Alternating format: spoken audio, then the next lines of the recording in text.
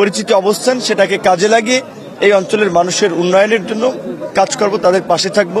তো এখন বলা চলে সেই প্রেশারটা আছে যে এখন মানুষের জন্য কাজ করা, যে তাদের যে কমিটমেন্ট দিয়েছিলাম তারা যেটা আমার কাছে প্রত্যাশা করেছে আমি সেটা পূরণে কাজ করব। এবং বিশেষ করে আজকে যেহেতু সারা বাংলাদেশেই গতকালকের এই নির্বাচনে অংশগ্রহণকারী অনেকে জয়লাভ করেছে, অনেকে পরাজয় বরণ করেছে, আমি সারা বাংলাদেশেরই অন্যান্য রাজনৈতিক দলের নেতা কর্মী সমর্থকদের উদ্দেশ্যেও একটি দলের প্রধান হিসেবে বলবো যে নির্বাচন পরবর্তী বিভিন্ন ধরনের সহিংসতা আমরা দেখে থাকি, এই নির্বাচনের পরে যেন কোনো ধরনের রাজনৈতিক সহিংসতা প্রতিহিংসার ঘটনা না ঘটে সেদিকে সবাই খেয়াল রাখবেন। এবং আমার নির্বাচনী এলাকা গলাচিপা 10 মিনিট জনগণকে শান্তি এবং সম্প্রীতির রাজনীতি এবং পরিবেশ বজায় রাখার আমরা আহ্বান জানাবো।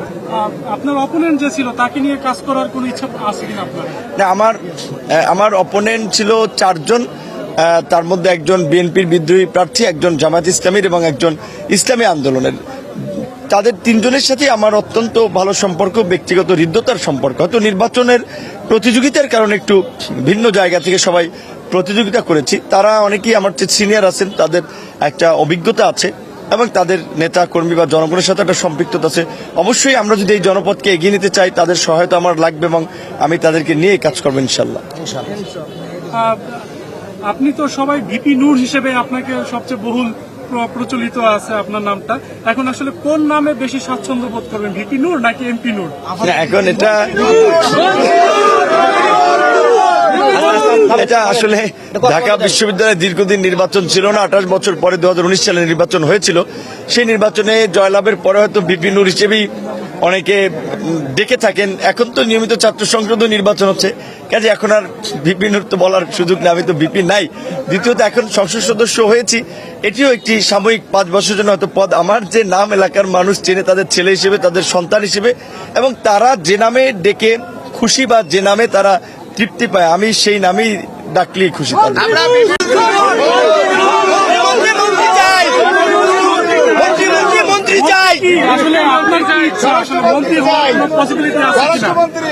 এখন এখানে আমরা যেহেতু জানেন যে বিএনপির সাথে দীর্ঘদিনের আন্দোলন সংগ্রামে ছিলাম, সেখানে বিএনপির একটি ঘোষণা ছিল যে জাতীয় সরকার করবে।